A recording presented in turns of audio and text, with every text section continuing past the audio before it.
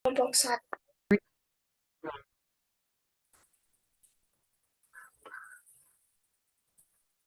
akan mempresentasikan hasil studi lapangan kami, di mana kami beranggotakan saya sendiri, Mbak Toibah, Mbak Desi, dan Mbak Rizka. Di sini saya akan membaca PPT dari kami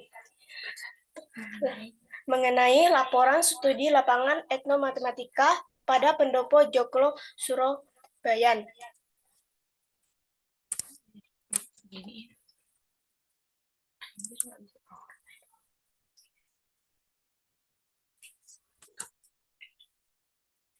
Agenda kegiatan minggu ke-1, yaitu waktu dari jam 8 sampai jam 8.30 perjalanan menuju ke Pendopo Joglo Surabaya.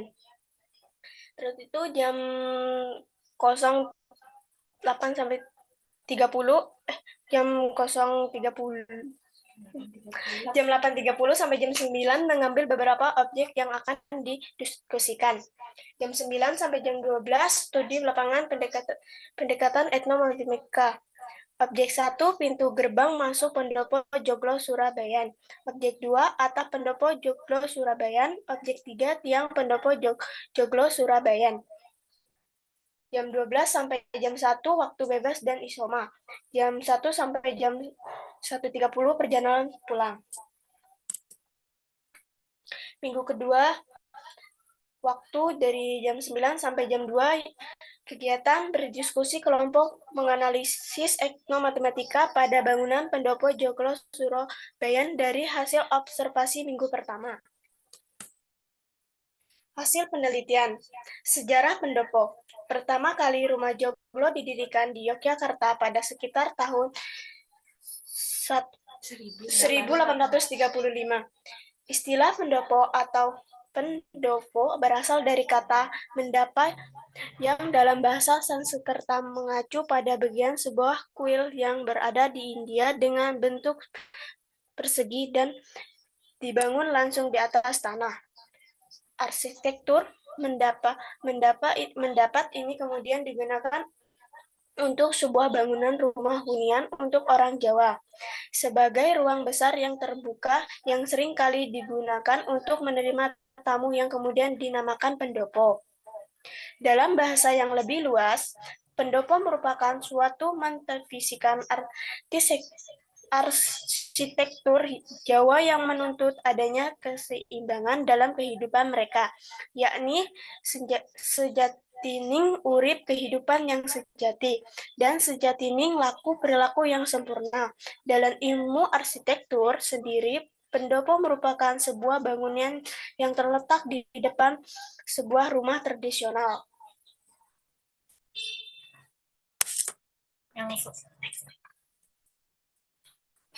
Yang selanjutnya yaitu makna dan filosofi. Dalam konsep filsafat Jawa, pembangunan rumah adat mencerminkan 4 ajaran utama, yaitu manunggaling kawula lan Gusti, yang artinya bersatunya diri dengan Tuhan. Yang kedua, memayu hayuning bawana,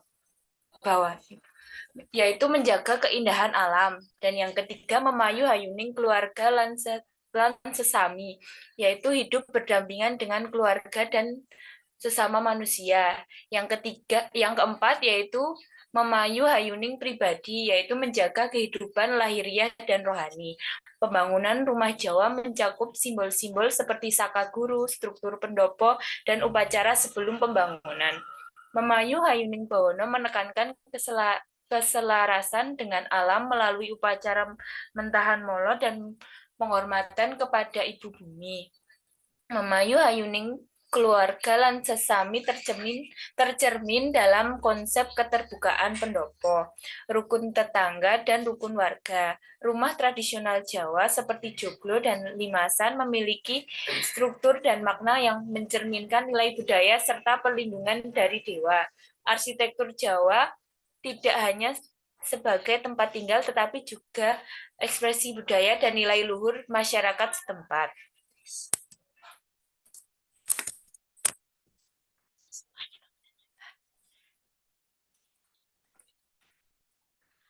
Selanjutnya, identifikasi pendopo joglo Surabayan. Untuk bagian pertama, bagian plafon pendopo, itu visualisasinya seperti gambar tersebut, bangun datar yang terbentuk persegi panjang.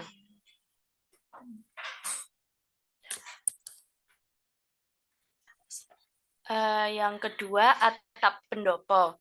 Untuk atap pendopo, bangunan bagian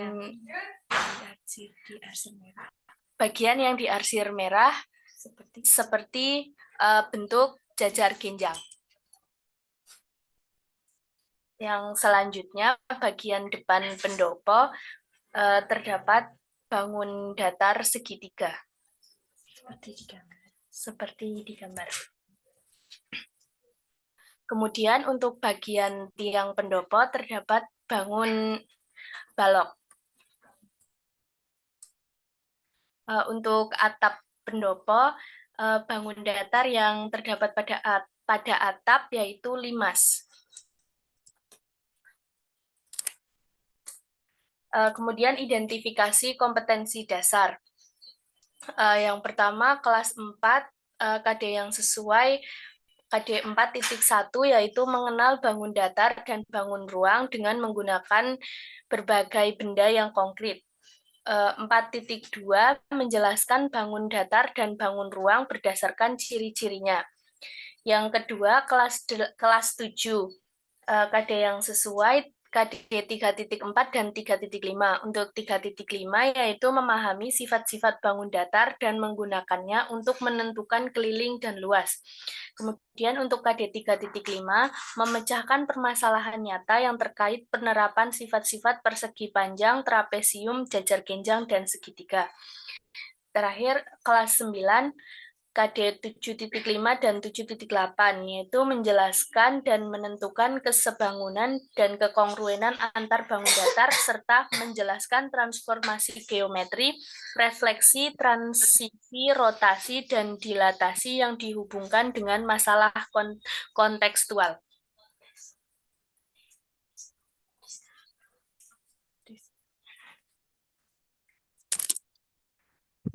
Kesimpulan.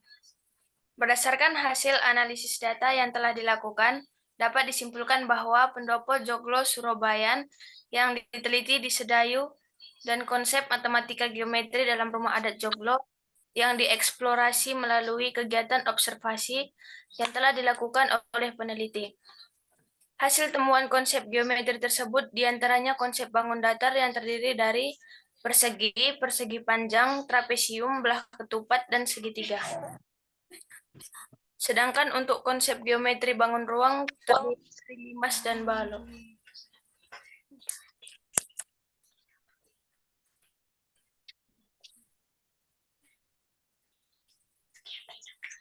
Sekian presentasi dari kami. Terima kasih.